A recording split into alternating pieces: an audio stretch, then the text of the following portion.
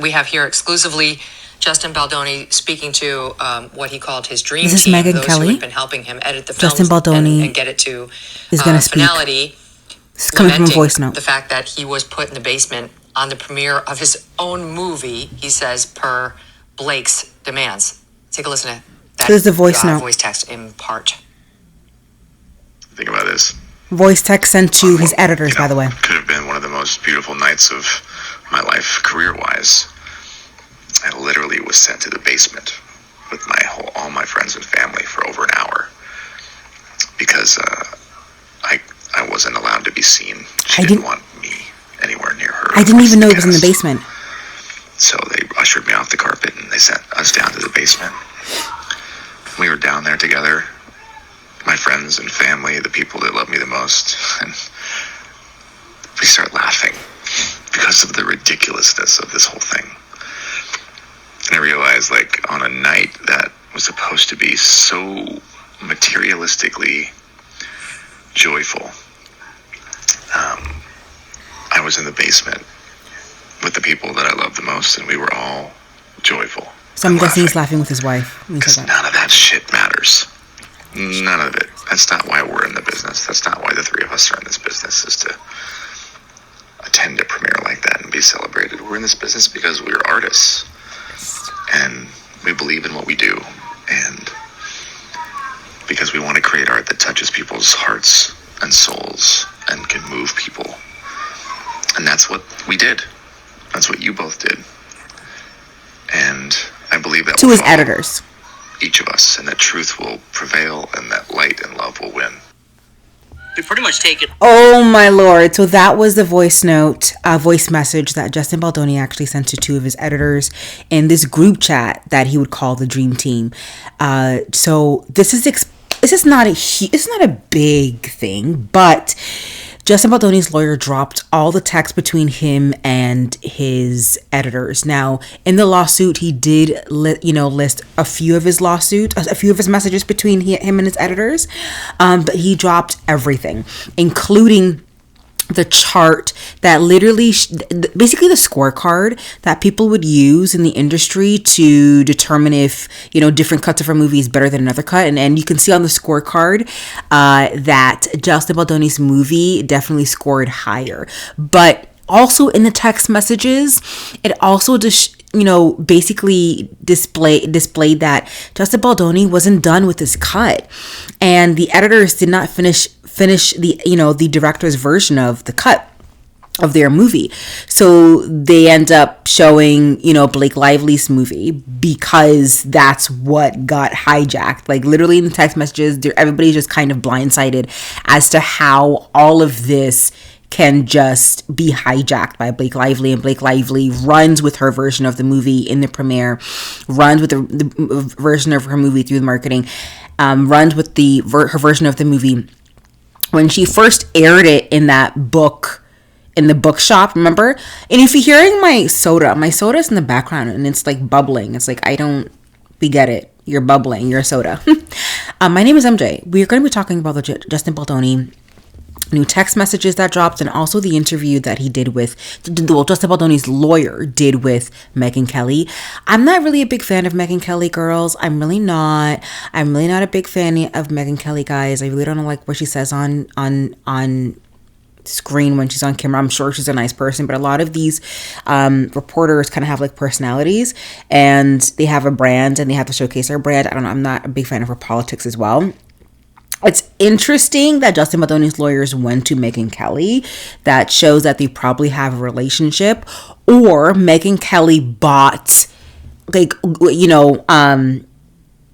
had a lot more money to spend, because what we've learned through this lawsuit is if you're going to reporters and you want them to show, certain information, and you want them to do a report or an article, you sometimes have to kind of like pay them. So maybe Megyn Kelly paid Justin Baldoni's lawyer for them to do this exclusive with them.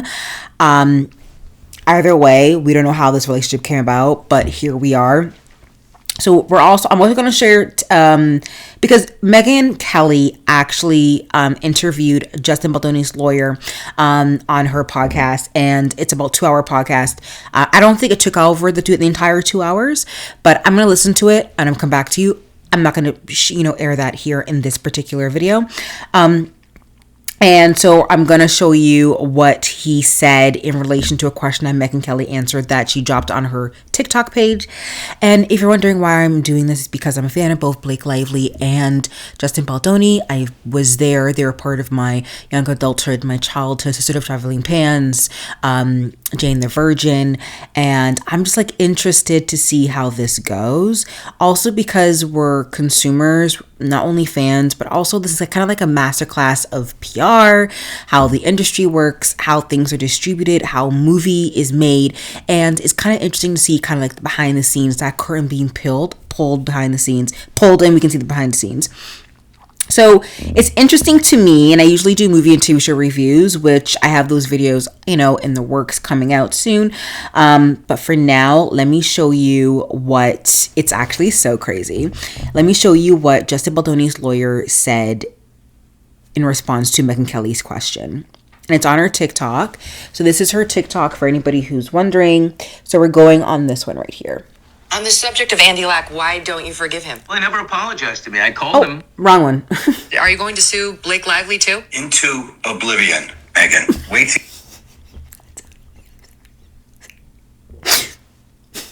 I watched that clip like 3 times, 4 times. When I saw that video, I was like, Mr. Freedman, you were doing so well. You were doing so well. Like, why do you need to say that you're going to sue this woman into oblivion? Here's the thing. I don't want Megyn Kelly. I don't want Justin Baldoni's lawyer to sue Blake Lively into oblivion, because it would not look good on Justin Baldoni. And also it's not good in this particular instance because we're talking about harassment allegation and claims. And so because of that, I get it. His reputation is damaged and ruined and tainted, and people are probably over him at this point. But at the same time, it does not look good on Justin Baldoni to sue a woman who's coming out, who's alleging harassment and harassment allegations. It doesn't look good on him. It really doesn't. So for him to say he'll sue into oblivion, like, come on, like, calm down. Calm down. You see this lawsuit. It's all going to be based on evidence. It's not going to be just a lawsuit. It's going to be the kind of lawsuit that is full of evidence, admissions, documents, which prove exactly what she did and how she bullied her way through the process. Okay, we know she bullied her way. We need to know more about the harassment. To try and destroy Justin. There's a number of different defendants here. Stephanie Jones will be all over this complaint. Yes, we know. That is the PR agent who was supposed to be working for Justin Baldoni. Yes. Leslie Sloan, who's another PR agent, who will yes, be we part know. of this lawsuit. That was Blake Lively's. Okay. Blake Lively will be sued, and we're carefully considering other people that will be sued also. Ryan Reynolds, for sure. Are you going to sue? Okay, so I want to go back to the actual interview here, and it's going to showcase other questions that Megyn Kelly also answered. I'm asked to Justin Baldoni. Sorry, y'all. Like, if I'm all over the place. I was doing something before all of this. MegynKelly.com. But to those who say the reason she wanted him nowhere near her at the premiere is because he'd been sexually harassing her, right, and then retaliating against her in a smear campaign in the press. Yes. After the harassment, they say so good. Who could blame her for wanting him in the basement? Right. Let's break down what the sexual harassment is. Okay, let's do it. We've just, been through the Me Too movement. We've heard all sorts of serious allegations of sexual harassment. Okay. That are really meaningful to victims. And really important.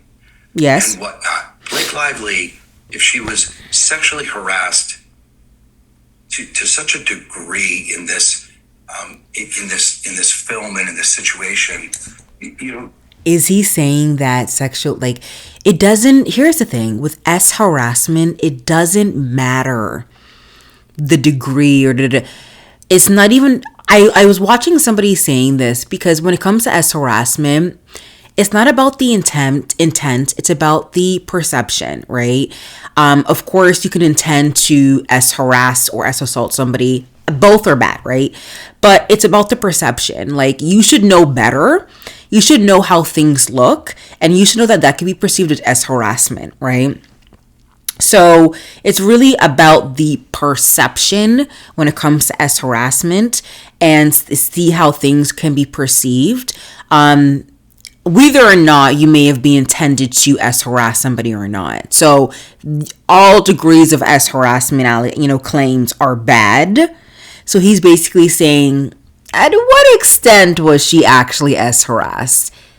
That's okay. You got to prove it, Mr. Freedman. You better freaking prove it. What's his name? He better prove it. She wouldn't have returned to the film. And they had sat down and they had talked about what her complaints were. The 17 points. She actually didn't read the book and didn't understand. Who told the lawyers that she didn't read the book? How do we know? So is the lawyers now confirming to us that she didn't read the book? Girlies. What the book was about. It's getting so messy. Yes, and as a result of that, the complaints are things like he had gone into her trailer when she was breastfeeding. To which there are text messages that address that. They actually don't address that, Mr. Lawyer. They don't address that. It just shows that, when she was pumping, I forgot it was. Either she was pumping or breastfeeding. Either they're both two different activities. Either way, it just shows that in that very instance, she gave him consent to come into his trailer. That does not mean she gave him consent to come into his trailer each and every time she would be breastfeeding or pumping. The lawyer need to stop talking. That Jamie Heath, Justin's partner, had shown pornography. If you look at the actual complaint that they filed, it says that that's pornography. What Jamie Heath showed her was a still video of a home birth. Because still a very weak argument, because yes, it's false. If we're going to believe Justin Baldoni, of course. Again, I'm not on either side, but if we're assuming that Justin Baldoni showed Blake Lively a video of a home birth between he and his wife, why are you showing that to a mother of four? Like, I would get it if she's single, but Blake Lively is not single. She's married with kids. Like, even if she's not single, but she's a mother. I mean, I would get it if she's not a mother, but she's a mother with 4 kids. Like, she knows how to give birth, and she can fake how to give birth. However, that's the Blake Lively's argument. The other argument from Justin Baldoni would be, well, I showed her the video in terms of how we can creatively, this is how I want the birthing scene to creatively look on screen in my movie. That's why I showed her the birthing video. Okay? They were discussing a scene about birthing. And that's not pornography. And if you get down to the specific allegations, I mean, what this film was about domestic violence. Right. This film was about sex scenes. Right. That involve, rough behavior. Yes. And domestic violence. Yeah. Serious issues like that. That, and at every turn, to the extent that Justin, anybody felt uncomfortable in any way on the film, Justin took responsibility for it. They met at Ryan Reynolds' house in New York. They went over a 17-point list of things. They had come to an agreement, although Justin and Jamie did not agree that these things, that were, spoken about were warranted at all. This is what I said in my other video. I have a one hour video on my page that actually breaks down the Justin Baldoni lawsuit. Just because you sign something stating that you won't do X doesn't mean you actually committed X. It just means that you won't do X moving forward in the future. So he has just confirmed that yes, they were shown the 17 items listing the 17S harassment claims. Okay, allegations. So they signed it. Cool. Thank you for confirming, lawyer. Now, just because you signed it, just because Mr. Heath and Justin Baldoni signed it, does not mean they actually did it in the past. Technically, it just means that they consented to make sure that this would not happen again. And for Blake Lively's side, she wants them to sign it so she could have the peace of mind and the assurance that they will make sure that whatever they intend on doing, they make sure that they don't do what are those 17 S harassment claims, like S harassment allegations, those S harassment acts. Okay, so okay, we're clearing things up here. They said, well, of course we won't come into your trailer when, if you don't want us to. Of course we won't do these things.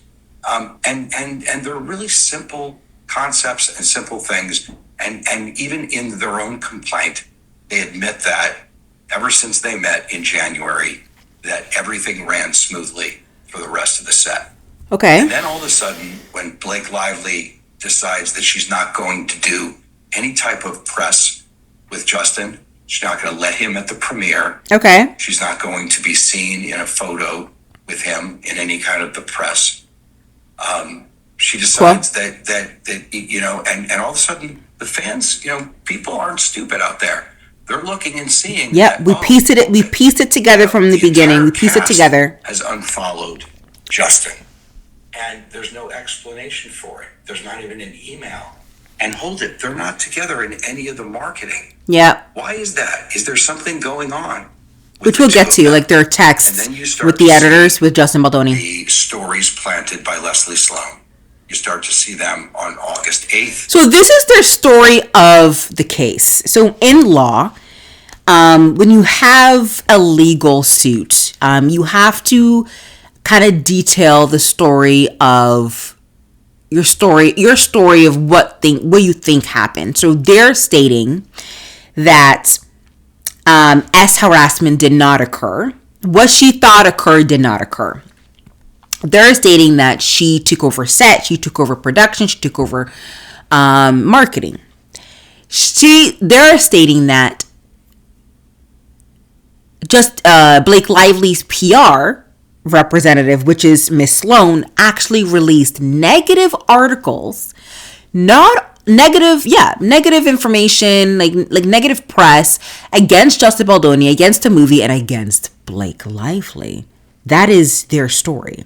That is their narrative, and that is what they are trying to prove in court in their lawsuit. And it's very clear what's being planted. There are evidence for all these points. There are text messages for all these points. And unlike any case that I've handled in my entire career, it's the one case we're going to put every single text message, every single document, everything on a website. Okay. For everyone in the... Remember them saying this? I thought they were bluffing. I really thought, listen, this is not good for either party. I'm sorry. I shouldn't be laughing, but this is so messy. I think it's so unnecessary. They're actually they're literally developing a website where all the text messages, something in my nose, guys, like I really hope not. That'd be so embarrassing. A website with all of the text messages between her and Blake Lively. That is so embarrassing. I'm checking my notes right now. That is so embarrassing. I'm sorry. Like, that is so unnecessary, guys. It's so unnecessary. And it's so not needed. And this is the reason why you can tell they're doing this, because they want the public to really favor Justin Baldoni. Because once the public will favor Justin Baldoni, then maybe he can get work again. The directors will favor.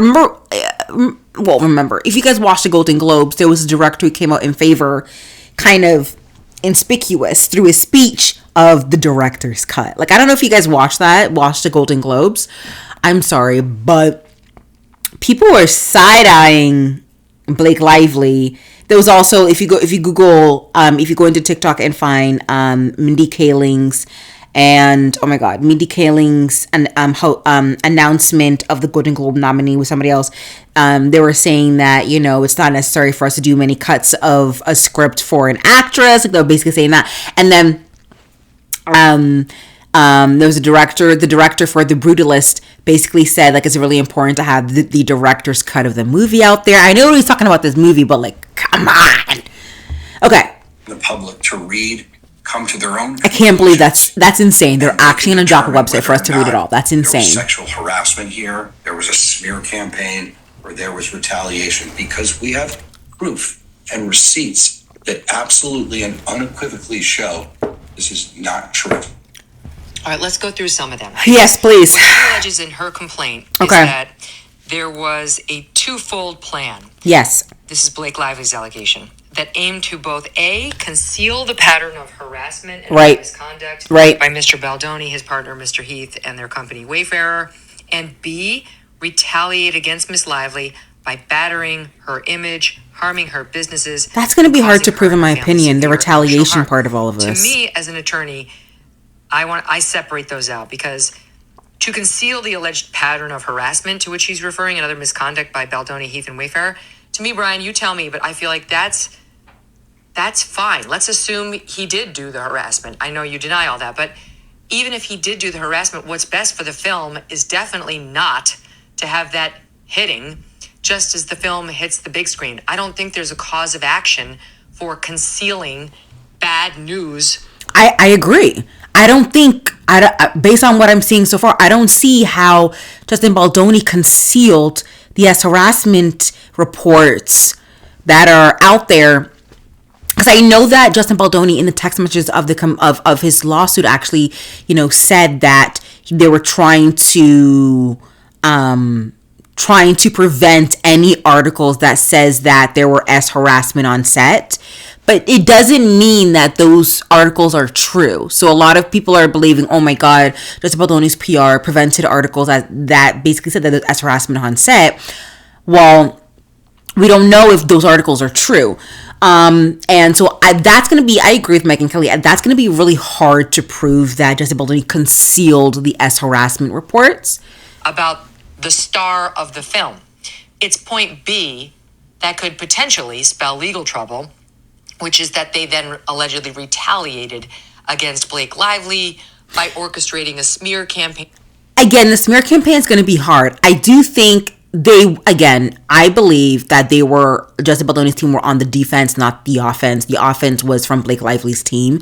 They were probably putting out articles and putting out things to defend the negative stuff or prevent negative stuff from coming out against her, and the reason they did it was because she raised sexual harassment complaints. Let's just focus on number 2 for now. Oh, are they saying that because Blake Lively actually and her PR had articles that actually detailed the harassment she experienced? Blake Lively is alleging that Justin Baldoni retaliated by putting out negative press against Blake Lively. You understand what I'm saying? Like, that's their form of retaliation by putting out negative press about Blake Lively. But what Blake Lively doesn't understand, the negative press that was coming out was based off of her and her based off of her and her actions only. The marketing was tone deaf. They didn't mention anything about DV. Blake Lively was, marketing Bear Brown and her non-alcoholic beverage brand and all of these things. Bring your flowers, bring your friends, bring your florals. So is Blake Lively saying the retaliation is the fact that Justin Baldoni and his team put out and prevented the HR complaint articles from coming out? Oh my God. The gymnastics you have to do with your brain with this, bro. If you've got somebody on the show, on the movie, who's alleged sexual harassment, and then when the movie hits, she directly or through her PR person leaks that, starts generating PR to make the movie look bad, to make the co-star look bad, I was a poor victim, he was a cad. Right. And leaks all this. Yeah. Is it necessarily retaliatory for the person being accused to say, A, no, I didn't, and right. B, this person should not be trusted. This person is not a good person, right?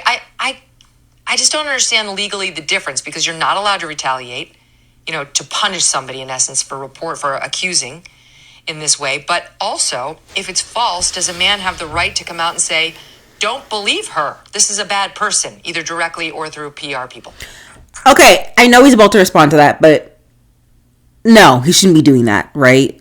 If she wants to come up, but the thing is, she shouldn't be releasing these as harassment claims in an article anyway. She should be doing it with SAG-AFTRA. SAG-AFTRA is their union. And did she not file a grievance with her union? Like, did that not happen?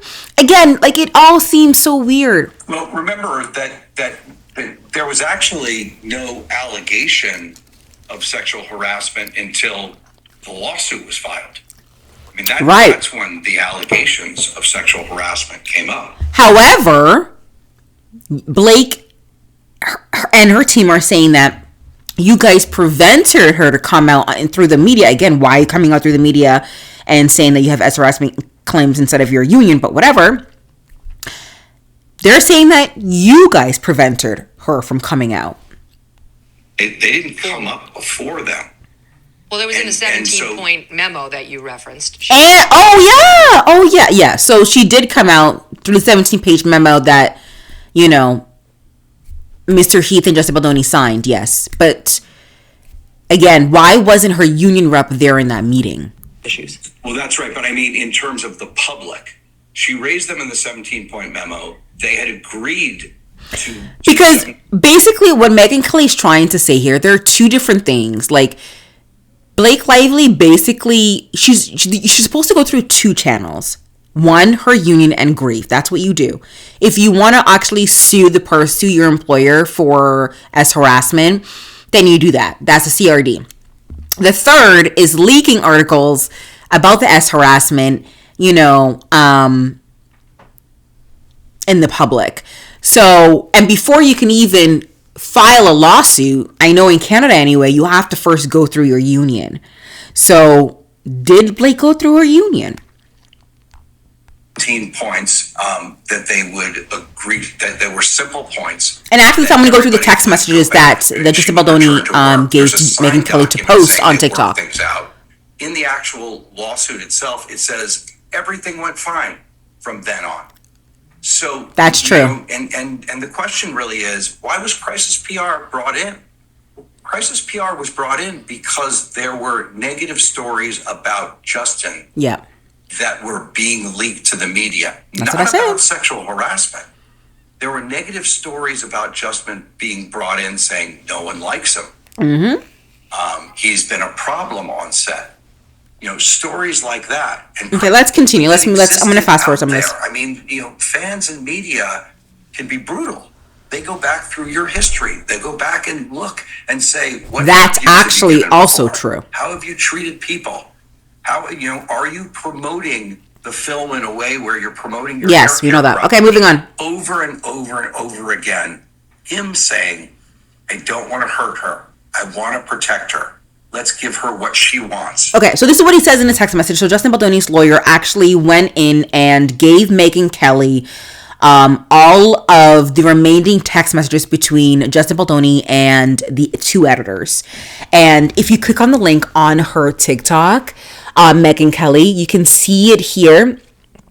And if you scroll down, it's not just like snippets. Oh, sorry. You have to actually click on the article. This is it. On the page, sorry. You click on the page and then you scroll down.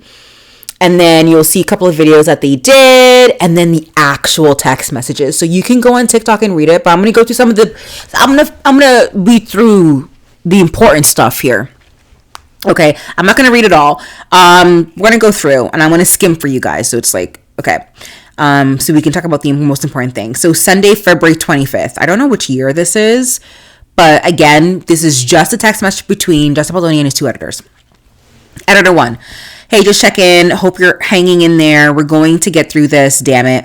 Baldoni, thanks for checking. I've sat with it, and I think the best path forward spiritually and what's best for the movie is that I suck it up and let her, Lively, in. I've sent in a message requesting that it start on the 18th, and then we should just let her in until she leaves, and then her cuts and updates throughout the process, and I'll let you guys know what she says. Thanks for being awesome. Dream team. Again, I wish Justin Baldoni put his foot down and was like, no, this is my movie. I am the director. You cannot do this, Miss Lively. I respect you as an actor. I understand you have your creative differences with me, but you cannot edit my movie. What's going on here? Okay, sorry. Okay, Baldoni says, side note. So the editor 2 goes, we got you. Editor 1 goes, I think that sounds like a very good plan on all fronts. Baldoni. Side note, I offered for her to join on the 18th, and she replied she'd like to join now in terms of editing the movie because she will be invaluable to me as she knows every take. I'm going to stick to the date and see how that flows and what comes next. Editor 1 goes, oi! Literally. He literally says, oi, oi! Editor 2 goes, stick to it. Editor 1, same day, when you get a moment, could I please get an ADR line from you for the karaoke scene of the movie? Editor 1 goes, okay, let me put together some form of reel 5. The last scene was only half finished, so I will swap in the last version temporarily. Editor 2, and hopefully this person is working on scene 11, sound pass this morning. Baldoni. Also, I think a valuable thing to do next week is going to be to get both of your systems set up in a way that you'll be able to find all takes very quickly based on whatever you are both comfortable with, because I know for a fact that this is going to be something that Blake is going and is going to end up doing, and the last thing we can spend searching for takes, the better it's going to be for the overall process. March 8th in the evening, Baldoni. For Blake, should I say 9:30 till 3? So in terms of editing the movie, so I guess Blake wants to edit them from 9:30 to 3 each day. And that gives you guys, the editors, 3 hours for extra notes and other things, or 10 to 3. The editor 1, 10. That gives us wiggle room for any powwows before we meet Blake Lively. Editor 2, either works for me. It would be good to have time before and after. Baldoni, how is it playing? Another day in March. So editor 1 goes, thank you for getting those all organized like that. Baldoni, we should all hop when we can tomorrow before she joins. Whatever works for you guys. I let her know we tested. She's asked for all the cards and data as well. So all the cards and data of the actual movie, of the shots and everything. Editor 1. Oh, wow. I was wondering if you're going to, I think it was the right call. The Best Defense is a great movie. I know we talked about an 11 a.m. start for tomorrow with Blake, which I think would be a very good idea. I think it's important that we meet with the person beforehand in the morning so we can launch her meaning Lively, on music. Remember Blake Lively in interviews for marketing the movie? She said that, I picked this song and this scene, yada, yada, yada. She did. While we're working with the Blake, also she's fresh eyes, so we can talk to her about things that came up from the screening. So I guess another editor who happens to be a woman, I guess. I don't know. Editor number 1. Good morning from Redacted. FYI, Blake started watching movie at 8:30 a.m. today on PIX. She did not watch it this weekend. Baldoni goes, yes, she texted me that she started this morning. Editor 2 goes, shall we meet in my room at 9? Baldoni, better to meet on, since she will have access to yours just in case she comes on early. Editor 2, she doesn't have it yet, but happy to do. As you can see, the back and forth. So I'm not going to read all of the back and forth. So she was there. She edited the music. Here is a very important part as well. I'm going to read this. Editor 1. What do we want to do about the falling in love montage? Now that I've gotten reel 3 off to music, I'm looking through reel 4 and I see there are 2 cuts from the talk and from the talk and talk first kiss scene in the love montage. The first one is obviously from the scene. The second one I think we can get away with. I just spoke to a random person who's helping with the editing, who's been through all of the footage, and he said there's no more kisses from scenes that weren't already in the movie. I just did a version of just taking out that first wider walk and talk kiss. Seems to work well. Baldoni goes, I think we have to wait on this until we solve the other Blake note of sex romance after Atlas. We may pull the on onesie sex out or not meet in redacted. I guess a random person. Okay, so and then I'm gonna keep scrolling until I find something worthy of note. It's a lot of back and forth about editing, and like she's really involved from beginning to end with this when it comes to the final cut of this movie. And then Baldoni goes, for the record, she's been getting what she wants this entire movie, because the editor's like, oh my God, I can't believe, she's doing all of this. And editor 2 goes, I understand. And Baldoni goes, and she's getting to edit, which is what she wants. Let's remember that, LOL, which we know. We read that text in the lawsuit. So we're going to continue. It seems to me that while reading through all these texts, but that Baldoni seems like a really nice boss, like a really good boss. And I'll give you examples of that. Like a really, really nice boss. Like, holy man. At least with these editors. I don't know about anybody else, obviously. But, because Baldoni goes, point it if you feel it's best and you want to go there, no problem at all. And also, if you would like to stay home, because he was saying that like Blake Lively wanted the editor to fly out to help with the editing. Baldoni's like, no, you can stay home. That's something we can say. I just want you to do what's best for you. That's a good point. See you guys. Okay, so I'm gonna keep scrolling, yada yada yada. I'm not gonna read all of it,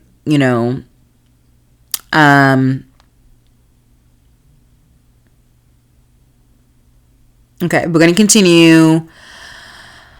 Let's see here. Okay, so here's a long thread about the nudity scene in regards to young Lily, and then like certain like, and the SEX scenes and the thrust. I'll read it to you. Editor 2 goes, so this is in April of this year. So it looks like they were editing the movie up until the release of the actual movie. Editor number 2. So are we keeping the thrust? Editor 1. I'll drink to that. Of course.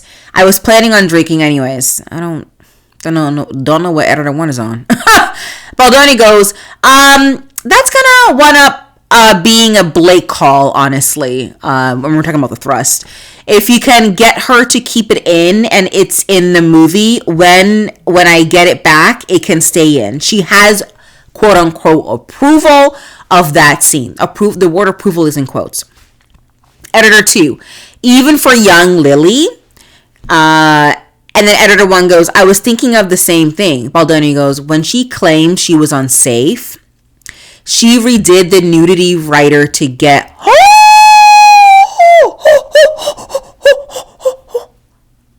Ooh. Okay. Baldoni said to the editor, when she claimed she was unsafe. So when Blake Lively claimed that she was unsafe, Blake Lively redid the nudity writer to get approval of young Lily too. Okay, so even when Blake Lively felt unsafe, then Blake Lively was like, no, we need to redo that scene for young Lily too. Editor 2 goes, got it. Baldoni goes, when she claimed she was unsafe, she redid the nudity writer to get approval of young Lily. Editor 2 goes, got it. Editor 1 goes, shake my head. Editor 1 is like, Editor 1, not only is he drinking something, and he's shaking his head. Editor 1 is so over it. Editor 1 goes, SMH, shake my head. And then Baldoni responds to both of them because she wasn't a part of writing the sex scene and didn't want a character depicting her to have sex in high school, honestly. It's all about control, so she, Blake Lively, could get to where she will be next week. All good. But the thing is, like, this movie is not about Blake Lively, it's about Lily Bloom, and like, you're not really doing that scene. It's young Lily Bloom, the girl who plays young Lily Bloom. Oh, it's so interesting to me. Okay, yada yada yada. I'm gonna like fast forward a lot of like the other text here. And it looks like the editors were kind of like praising Baldoni for standing against adversity and through all of this. Editor 1 goes, which I love Editor 1 at this point, sounds good, and sage travels because he's going to Sweden. I don't know. But anyways, I really think something good might come out of all of this. So far, every time this movie came up against adversity, it somehow worked out to make the movie even better. Why stop now? Baldoni goes, it's going to be great. You're the perfect person for the job. Safe travels. Okay, so we continue. We're now in April in 2024. We continue. We're now in May, April to May.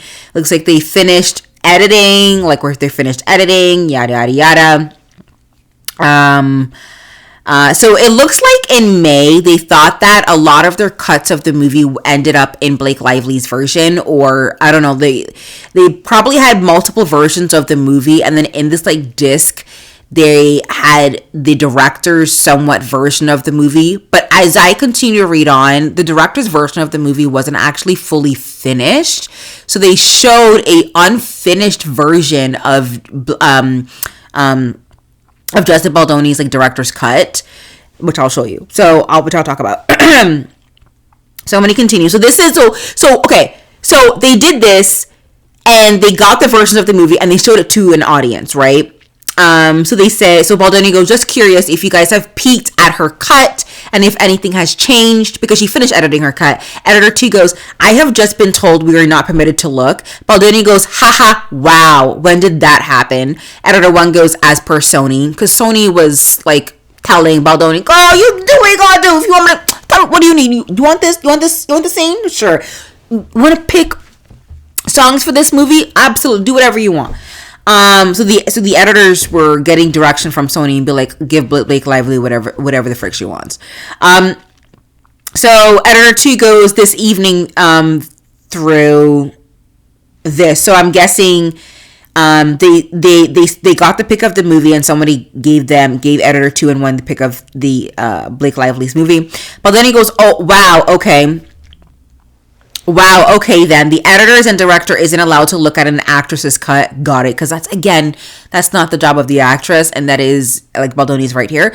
Well, here we go. We will keep taking the high road. So they show the versions of the movie to the audiences. And that is the scorecard. This is their scorecard. And I know you guys can't see it because obviously. But in this scorecard, it's kind of highlighted in red, where you see that they scored 20% higher under people who are under the age of 35. So Baldoni's cut, it ends with us, got 62%, while the 41%, the movie preview, was Blake Lively's version. But Justin Baldoni's version of the movie wasn't even finished. So it's like highly interesting. But that's what they showed to the audiences. So after they showed the multiple cuts, the multiple versions of the movie to this audience, the editor 1 in the group chat goes, editor 1, in our key demo, over 20% higher in the excellent rating and 50% higher in the definite recommends. That says it all. Baldoni, one would think, winky face, I'll have info at 4 p.m. Editor 2 goes, here is my info. She lost. Can we now move forward? Thank you. Editor 1, the only group she went up with in the excellent category was men, and they are absolutely not our audience. And that's only because she focused more of the movie on herself, and men like to look at Blake Lively. Men are such pigs. I'm either thinking this is your woman, Editor 1, Yeah. Or like another version, I guess, of like Justin Baldoni, if that's who he says that he portrays that he is. So it looks like, you know, they're trying to figure out like how she got higher in certain categories, but overall Justin Baldoni's movie still won in a lot of the categories. And they're basically saying like the only reason Justin Baldoni won in some of the categories because like just Blake Lively is gorgeous, and she's gorgeous, drop dead gorgeous, pretty girl. So we're gonna continue. So they're talking about like how Baldoni was in the hospital for a virus he had in his spine, yada yada yada. Now we're in June, okay, of 2024. Sorry. And now we're going past. They're talking about him get better, yada yada yada. This is him in the hospital, and then we're gonna go. Oh, and then we scroll down. Now we're in June. Scrolling down.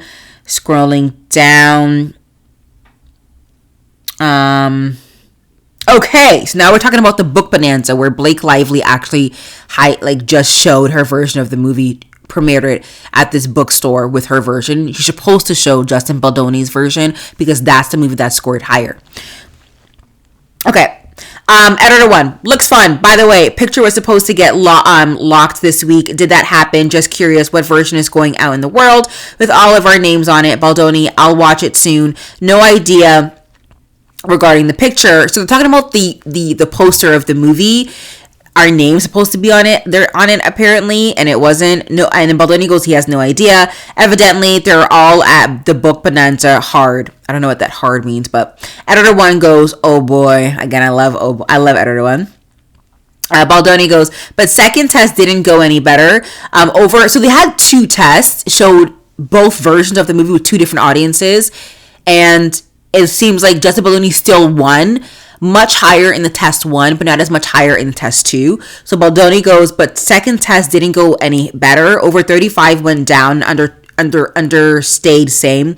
I guess Sony asked for more charges to get a closer to our cut, but I haven't watched. So it looks like they edited Blake Lively's movie to kind of resemble Justin Baldoni's movie that they edited with the editors. Because that's what audiences want. The audience want to see Blake Lively's version of the movie. But they're showing so Baldoni goes, they're showing it at the book bonanza. Editor 2 goes, the whole movie? Baldoni goes, yep, her movie. Editor 1 goes, wow. Baldoni goes, was supposed to be ours, and then I was uninvited. So Baldoni goes, he was uninvited to the book bonanza. The whole thing is pretty cruel and intense, Baldoni says. Editor 1 goes, un-effing believable. Editor 2 goes, oh, so sorry, Justin. I really think these 2 are girls. Like, I'm sorry. Baldoni, I love you both. Editor 1, look at it. Editor 1 goes, heart. Editor 2 goes, purple heart.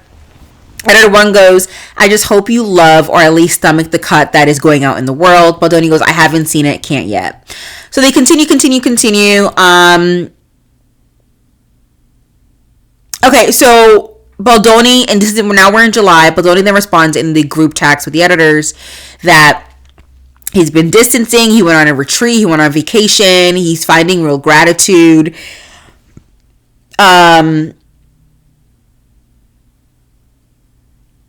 He's giving more notes to the studio. It's very hard, but he's okay. Really doing a lot of work to detach. And this is what he says. Baldoni goes, we made a beautiful baby together. The baby might not grow up tone exactly who we thought, but it's still beautiful. That's what I'm holding on to. Very proud. And editor 1 goes, wow, I can't say I'm shocked because I was hoping that you were going to be able to not let this beat you down. And it sounds like you have achieved that. And yet the movie we handed to her was so good that even if it's been screwed with, the base work will still shine through. The last I heard was that she was putting back a fair amount of our version, just not sure what that entailed or to what extent. I guess you'll find out today. Hang in there and we'll catch up when, the wounds are not quite as fresh, setting up. Editor 2 says the same thing. Much beautiful, thoughtful work into as much an actor and a director. You deserve all the success. Yada, yada, yada. We then move on. So Editor 1 goes, same. I love Editor 1. Like, Editor 1 goes to Justin Baldoni, just couldn't bring myself to be in the same room with you know who, which I think is like lively, but we'll be cheering you from here. Baldoni goes, no, please come to the, talking about the premiere at this point. Editor 1 goes, too late, and I talked it earlier with somebody else. Agreed, we just couldn't be in the same room with Blake. The last day to get our ticket was August 2nd, and we didn't get it. So they continue talking about the premiere and like their feelings about Blake, yada yada yada. So they basically said like the entire movie was all right, but their ending of the movie was their ending of the movie, which is what I believe what they said. Yeah, Baldoni goes, well, if you decide to change your mind last minute, let me know and let's figure it out together. I'm going to be there. That's just different timing and holding areas in theaters and all the things you can imagine. It's still our film. Editor 2 goes, it would be very hard for me to sit and watch the final film for the first time at the premiere. Just cheer for us when our name comes up. Sending all love. So they actually go see the movie and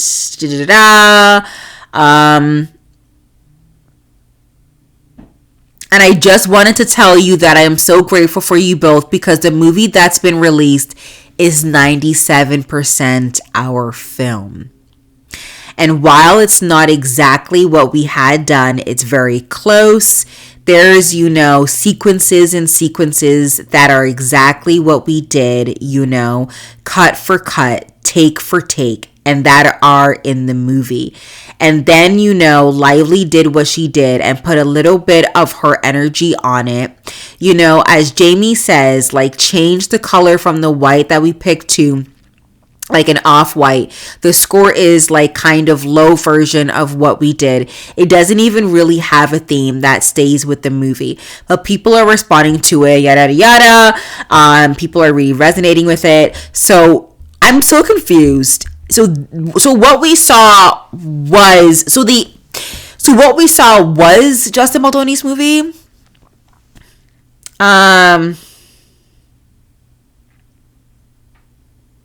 I'm here kind of recovering, and also the bitterness of the reality of went down and how it went down. And I just wanted to tell you that I am so grateful for you both. It's a movie that's been released. I'm so confused.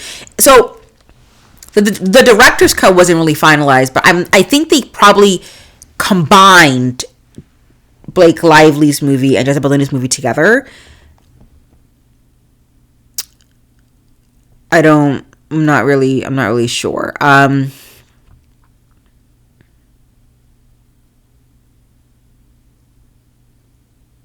Okay, so the editors didn't come to the premiere. The editors could not bring themselves to watch it. So it does look like a lot of what we saw in the movie theaters was Justin Baldoni's movie. 97% of it looks like. So, okay. And that's what Justin Baldoni wrote. I'm not even paraphrasing. He literally said 97%. Because it doesn't seem like the editor saw the movie. They kind of like boycotted the movie. And congratulated Justin Baldoni for persevering, basically, and being a great director and producer and actor. So now we're in September. So the editor 2 finally saw the film. So the editor 2 says saw the film last night. Still has a very strong ending. So I'm still confused as to what actually we saw, because the editors are like very good, strong ending. Justin Baldoni goes 97% of the movie was ours, but there's also text messages also saying that like the final cut of the director's cut wasn't actually released. So I think at the end of the day, we're watching a movie that was both Justin Baldoni and Blake Lively. So editor 2 goes, saw the movie, still has a very strong ending. Hope you're both well. Miss you both. Baldoni says, hi, sorry for slow response, because he responded a few days later. We finally took a vacation. Some parts are hard to see. meaning the movie. Others would put back how we had it, and yet strong ending that this thread deserves the credit for. So it looks like the ending of the movie came from the editors. And some parts were hard to see. I don't know what that means. Love and appreciate you both as challenging and affecting lives. And he's happy that he's affecting people who are watching it in a positive way. Yeah, so editor 2 also said, yes, it's also quite hard to watch, and I would, of course, love to show the world the beautiful version that we did. So, okay, so the version that we saw in the movie was a combination of Justin Baldoni and Blake. We don't know how many parts of the movie that was just Blake, but it's a combination of them both. But the version that the editors and Justin Baldoni created wasn't finished. But it looks like the editor 2 and Justin Baldoni found it hard to watch the movie. That's what they said. Okay. Okay, and that's it. Let me just read to you what Baldoni says. If you think about it, we didn't even finish our director's cut because she intervened. So ideally at some point we can take a week and all just do it together for ourselves. But that opens up a can of worms. So we will need to let this play out for a while before we pull that card. And your door will be knocked on. The amount of women who feel seen, it's reaching people all over the world. That men are remembering their own traumas and having conversations with your partners. That's why we did this, and it worked. Still the dream team. Editor 2 goes incredible. That's the best news. Editor 1 goes exactly the most important thing. So at the end of the day, in conclusion, the movie that we saw was a combination of mostly Justin, I think, honestly. And then there were some parts that were Blake. But it wasn't entire. That's how I'm seeing it. Like, was mostly Justin, and then there were some parts that were Blake. And of course, the parts that Justin want to put in the movie, Blake said, "No, you're not doing that." So we don't know what parts we could have also seen in the movie. So and then the director's cut, which is just Justin Baldoni's version, was not finished. And we don't know if it's going to be finished. I know people online are saying that it should be finished. And then, yeah, so it's an amalgamation of both. I think mostly Justin Baldoni and then some of Blake Lively. And that's why they said that it was hard for them to watch. I mean, that's good. That's good to know. So people should stop saying online that, oh my God, when you see Justin Baldoni's movie. I think what we saw in the theaters was Justin Baldoni's movie. And I think because of what they went through, it made it quite clear that it was hard for Justin Baldoni and the editors to watch the movie because it wasn't entirely their movie, and it was like it probably reminded them of like the heartache and the tribulation that they go through in terms of editing and appeasing Blake Lively, and that's why they couldn't watch some of the parts. But what we saw was Justin Baldoni's movie. Let me know what you guys think. This was a lot. Didn't think I would sit down today, honestly.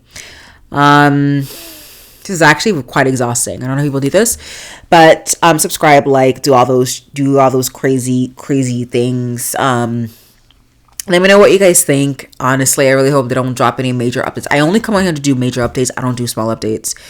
So I think this is a major update, and I think it cleared up some things here and a few things that we had percolating and speculating online.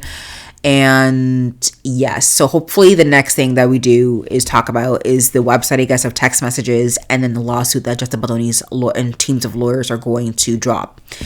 And I can get back to TV show and movies. If you want to know what I'm watching Selling the City on Netflix. I'm also watching a lot of the Oscar movies that are getting awards.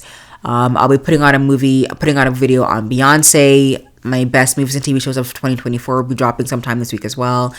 Thanks so much for tuning in. Thank you. If you stayed to this long, I appreciate you guys. Really do. It means a lot. And stay woke and stay healthy and stay safe. And I'll see you guys in the next video. Ciao, Bella.